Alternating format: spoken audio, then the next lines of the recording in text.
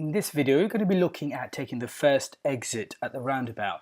Now, if you have a look at the direction board, the first exit is positioned around 11 o'clock. It's heading towards Oldby and a list of other places. And is it left, straight or right?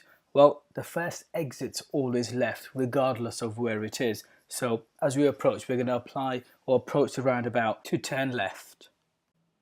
So we'll be checking the center left door mirror, signaling to the left, and we bring our speed down to approach around 10 miles per hour, and we're going to start observing to the right. And if it's safe, then we'll continue to enter the roundabout.